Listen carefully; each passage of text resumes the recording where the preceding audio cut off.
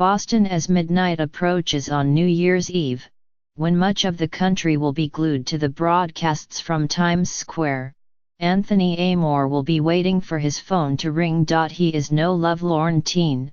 Mr. Amore, Director of Security at the Isabella Stewart Gardner Museum, is a detective of sorts on the trail of the world's largest unsolved art heist, in which thieves purloined 13 items, valued at $500 million, from the museum in 1990. They stole works by Rembrandt, Vermeer, Degas, and others. The museum is offering a head-spinning reward of $10 million for information leading to their recovery, an amount it says is the largest private reward ever offered for stolen property. The offer expires on January 1. When it reverts to $5 million, it's conceivable that some criminal organization or people might be wishy-washy about the $5 million, Mr. Amore said the other day as he sat in his cramped office at the museum, surrounded by copies of the stolen works. But it's not conceivable that they're feeling the same way about the $10 million. The magnitude of the Gardner heist, and the fact that it remains unsolved, is an open wound for Bostonians, many of whom have a soft spot for the museum and remain enthralled by the enduring mystery behind the theft. This is our equivalent of the Lindbergh baby kidnapping, but we've never had a satisfactory conclusion to it or any clue about what happened, said Thomas Whalen, a social scientist at Boston University. And, he said, the fact that no informant has stepped forward in all these years speaks to a quintessential Boston characteristic: the closed culture and tribal nature of its people, especially small-time hoodlums, he said, who would likely confess to a murder before informing on someone. Mrs. Gardner, an art patron and philanthropist who died in 1924, stipulated in her will that the vast art collection in her home here, modeled on a 15th-century Venetian palace, remain on permanent display exactly as she left it. To comply, 6 empty gilded frames are on view just as they were the night their contents. 5 paintings and a Rembrandt etching were cut out of them. The empty frames serve not only as reminders of the works that are gone, they look like open arms, waiting to welcome them back. The museum doubled the long-standing reward to $10 million in May to underscore its determination to recover the art and set a limited time-only offer as an added incentive. Since then, dozens of tipsters have called Mr. Amore, most with unsubstantiated theories. As if on cue during the interview, Mr. Amore's phone rang. It was a man who calls so often with outlandish claims that Mr. Amore has affixed a post-it note to his phone reminding him not to answer calls from that number. But a few callers have been credible and have helped fill in some blanks, he said, declining to be specific. Although he is no closer to locating the missing works, he said, he feels closer to understanding where they have been. I have a better picture of what happened, where they moved, perhaps, he said, but not a better sense of where they are right now. No one has ever been charged in connection with the brazen theft, carried out just after midnight on March 18, 1990. 2 thieves gained entry to the museum by posing as police officers and left after 81 minutes with the 13 objects. The statute of limitations on the theft ran out in 1995. Still, the FBI and federal prosecutors have joined the museum in what they say is an active, ongoing investigation. The FBI announced in 2013 that it knew the identities of the Gardner thieves but did not reveal their names, and later said they were dead.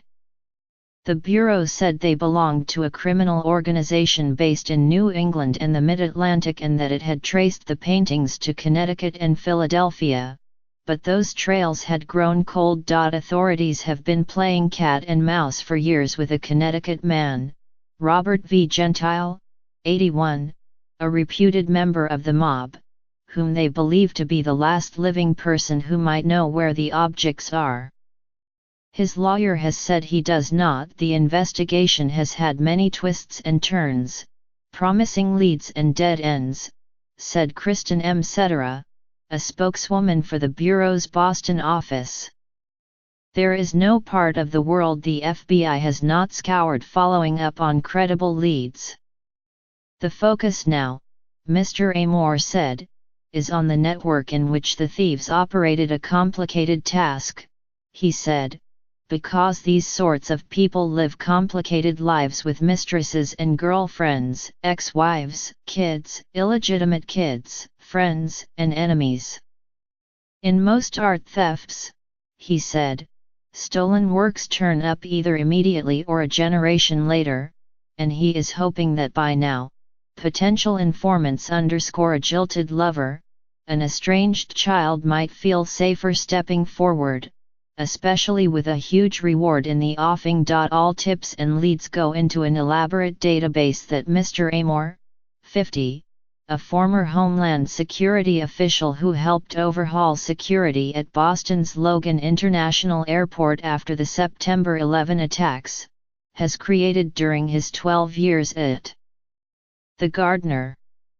It has 30,000 elements, including names, addresses, phone numbers, and license plates. If someone called in to say that the guy who had the paintings drove a blue Taurus, I could see who had a blue Taurus, he said. In pursuit of information for the database, Mr. Amor scanned old microfiches of Boston newspapers for crimes committed by people wearing police uniforms.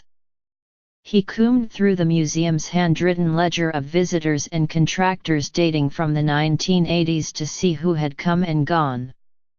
And he built a timeline that starts before the heist with people of interest. He has also recreated the night of the crime.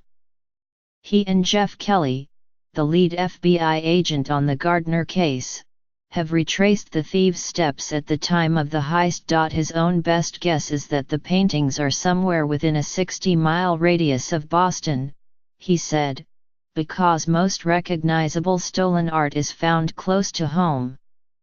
Thieves quickly learn that they can't fence these items, so there's no point in moving them, he said. Among the many hurdles in solving the mystery today is that few people might recognize the stolen objects, including the most valuable. Most law enforcement and prosecutors in Boston don't know this painting, Mr. Amor said, staring up at a life-size photograph of the concert that hangs over his desk. One of only 3 dozen Vermeers, the concert, which has been valued at $300 million, is the most expensive missing painting in the world.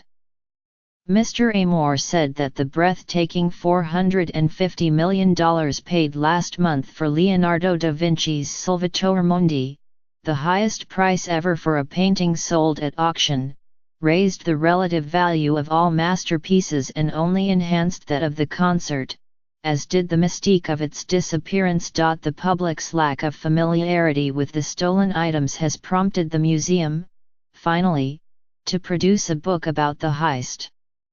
The book, called Stolen, comes out next year. For his part, Mr. Amor is looking forward to New Year's Eve.